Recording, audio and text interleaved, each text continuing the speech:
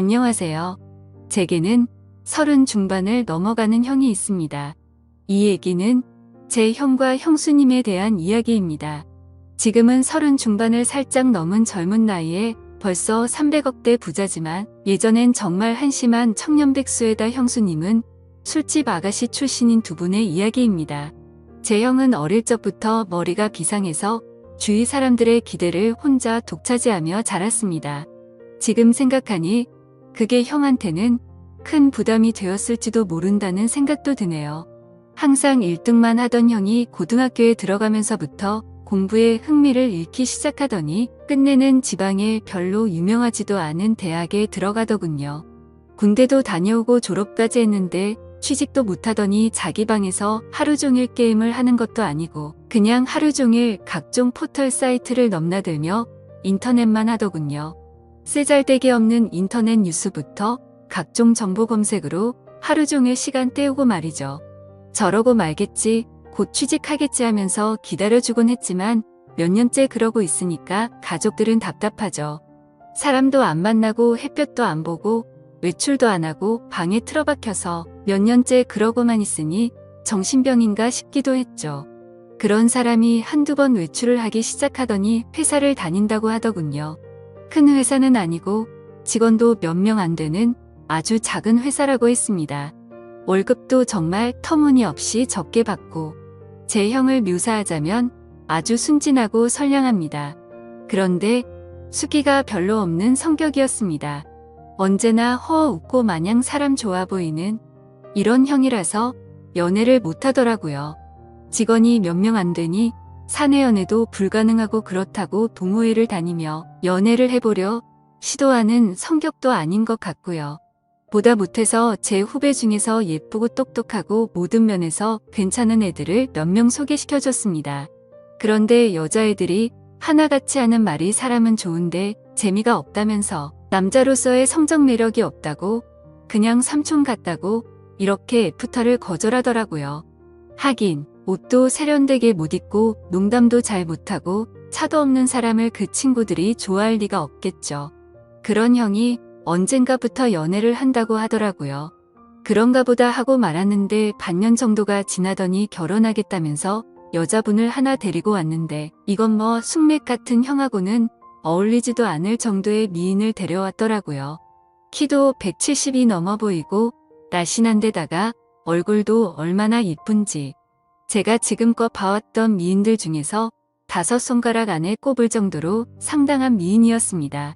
아무튼 어찌어찌해서 결혼을 하고 작은 전세방을 구해서 나가더군요. 지금부터는 형이 주말에 저를 형 자택으로 불러서 해준 이야기입니다. 형 집에 도착해서 간단한 요리와 맥주를 마시면서 고백할 게 있다면서 말하기 시작했습니다. 형이 회사를 다닐 때 형이 맡은 프로젝트가 잘 끝나서 사장이 크게 한턱 쏜다며 여자들과 노는 술집으로 갔답니다. 여자에게 숙맥이었던 형은 제대로 놀지를 못했고 구석에서 어색하게 앉아있다가 같이 앉은 아가씨와 맥주를 서로 따라주고 홀짝거리면서 얘기를 주고받았답니다. 형은 그 아가씨가 참 마음에 들더래요. 다른 직원들은 각 파트너를 데리고 방을 나섰고 형은 그냥 조금 걸었으면 좋겠다고 하면서 아가씨와 길을 걸으면서 이런저런 얘기를 나눴답니다. 좋아하는 노래, 영화 같은 얘기부터 별의별 얘기를 다 나눴다고 하더군요. 정말 오랜 친구 같은 느낌이 들더랍니다. 지루한지 모르고 얘기 나누며 그렇게 걷다가 호텔로 갔대요. 사장이 준 돈으로 방을 하나 얻어주고 아가씨를 객실 안까지 같이 가지고 그냥 나왔대요. 매일 원치도 않은 술 마시고 사랑하지도 않는 낯선 남자와 있어야 하는 게 얼마나 힘들까 하는 생각이 들었답니다. 그래서 그날만큼은 남자한테 시달리지 않고 푹 쉬도록 혼자 방에서 숙면 취하라고 말해주고 나왔다고 하더라고요. 근데 형이 부탁이 하나 있다며 이렇게 재미있게 대화를 나눠본 게 처음이라고 친구하면 정말 기쁠 것 같다고 해서 전화번호를 얻었답니다. 그렇게 문자도 주고받고 가끔 전화도 하면서 친구가 되었다고 하더군요. 또 친구에서 연인이 되었던 거죠. 형수님 말씀으로는 매일매일 그런 일상에 몸과 마음이 너무 힘들었는데 형 같은 친구는 다른 세계에 사는 친구를 하나 얻은 듯한 느낌이었고 지친 일상을 잊게 해주는 휴식 같은 사람이었다고 하더군요. 그렇게 가까워지면서 연인으로까지 발전했는데 형이 결혼하자고 할 줄은 사실 기대하지 않았답니다. 그런 일 하는 걸 알면서도 결혼하자고 하는 사람은 없으니까요. 그런데 형과 많은 얘기를 나누면 꼭 그런 일을 하기 전 아직 때묻지 않은 꼬마였을 때의 형수님으로 돌아간 것 같은 느낌도 받고 항상 술시중 들어야 하고 남자들 진상 부리는 걸 받아줘야 하다가 형을 만나면 정상적인 생활을 하는 평범한 여자로 존중받는 기분이 너무 좋아서 형처럼 착한 남자라면 넉넉하지 않아도 사랑받으며 살 수 있지 않을까 하는 기대는 종종 하게 되더랍니다. 그렇게 서로 마음을 확인하고 결혼하기로 약속을 했고 형수님은 다행히 빚이 없어서 큰 탈 없이 업소일을 그만둘 수 있었답니다. 결혼 후에 형이 회사를 관두고 음식 파는 가게를 시작하고 싶다고 해서 부모님께 2억을 빌려서 가게를 냈고 예상 밖으로 돈이 더 들어서 형수님이 예전에 일하면서 모아둔 1억 5천까지 보태서 시작했는데 3개월 정도까지 안 되다가 점점 단골이 늘고 해서 소문이 나면서 북적이기 시작했답니다. 한번 불 붙으니까 걷잡을 수 없이 장사가 잘 되었다고 하더군요. 돈 버는 재미에 힘든 줄 모르고 일했답니다. 그러다가 창의력이 뛰어난 형이 남녀노소 좋아할 만한 신메뉴도 개발하고 마케팅도 하다 보니까 동업하자는 사람들도 찾아오고 분점을 내달라는 사람들도 찾아오더래요. 그렇게 투자받아서 인테리어도 정비하고 정식으로 프랜차이즈로 등록하고 몇 년 동안 전국으로 가맹점을 내주기 시작해서 지금은 이름 대면 한 번쯤 들어봤을 법한 회사로 성장시켰답니다. 회사 관두고 해본 적도 없는 음식 사업에 도전한다고 했을 때 다들 말렸죠. 새 집 건너 한 집이 음식점이라고. 그런데 형수님은 당신이 하고 싶고 자신이 있으면 하라고 응원해 주더랍니다. 망해서 다 털어먹어도 동네에서 분식점 하면서 살면 되지 설마 이렇게 젊고 건강한 두 남녀가 산 입에 거미줄 치겠냐면서 해보라고 했다더군요. 자기가 모았던 통장까지 내주면서 정말 힘들었답니다. 그런데 프랜차이즈로 등록시키고 가맹점 내주면서 더 힘들었답니다. 자기가 까딱 잘못해서 자기 믿고 가맹점 낸 점주들이 망하면 가맹점 하나당 가정 한 개가 파탄난다는 책임감 때문에 잠을 못 잤답니다. 하루에 2에서 3시간 정도밖에 안 자면서 소스 개발, 메뉴 개발, 투자자들 찾아다니고 시장 분석하러 다니고 점주들 장사 잘하라고 자기 노하우 담은 책자 제작해서 돌리고 그랬답니다. 다행히도 저희 형 프랜차이즈는 안정적으로 자리 잡아서 아직도 꽤 후한 평가를 받고 있답니다. 그래서 지금은 형 나이대에 흔치 않을 만큼 큰 돈을 벌었고 반포에서도 상당히 큰 집에서 살고 있습니다. 그렇게 숫기 없어서 연애도 못 해보고 거절만 당하던 형이 이젠 물 만난 물고기처럼 완전히 딴 사람이 되었습니다. 자신감과 의욕도 넘쳐 보이고 완전히 노련한 사업가처럼 보입니다. 비싼 맞춤 수트 입고 기사까지 있는 차를 타고 다니니까 제 형이지만 참 다른 사람처럼 느껴지더군요. 이래서 사람 팔자 알 수 없다고 하나 봅니다.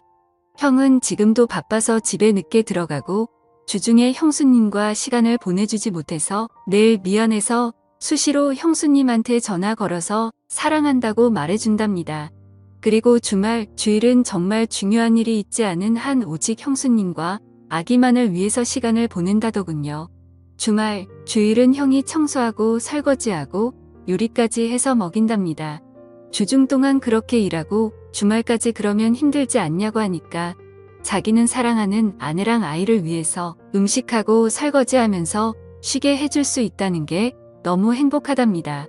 아내랑 아이 얼굴만 봐도 행복해서 피로가 풀린다고.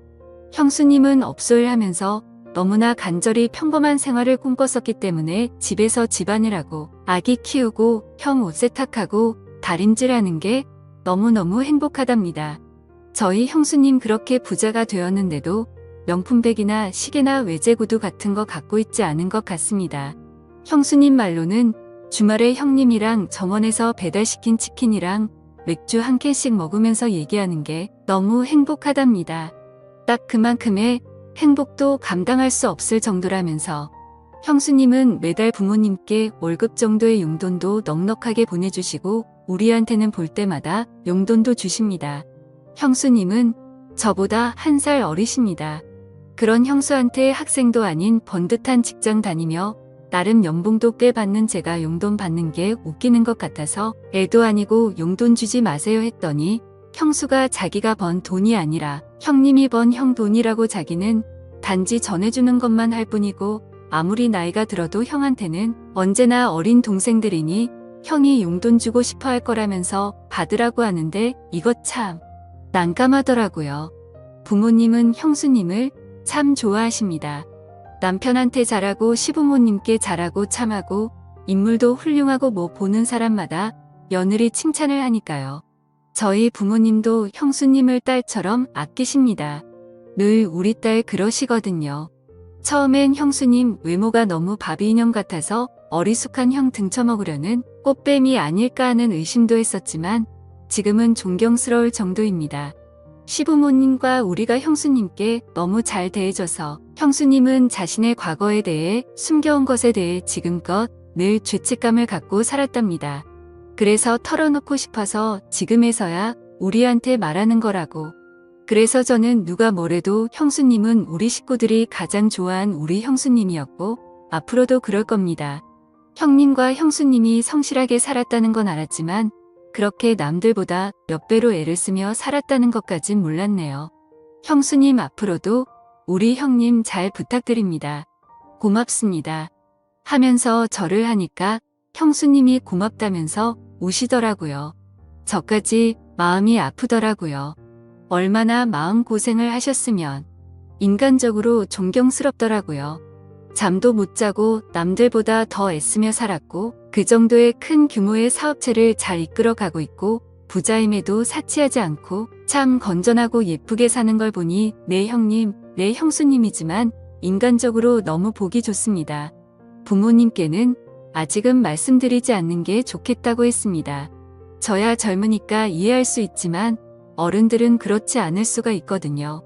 죄책감을 덜기 위해 말씀드렸다가 혹시나 더 큰 걸 감당하셔야만 할까봐 서로 상처가 될 수 있는 사항이잖아요. 아무튼 모든 분들이 저희 형님과 형수님처럼 현명하고 예쁜 사랑을 했으면 좋겠습니다. 긴 글 읽어주셔서 감사합니다.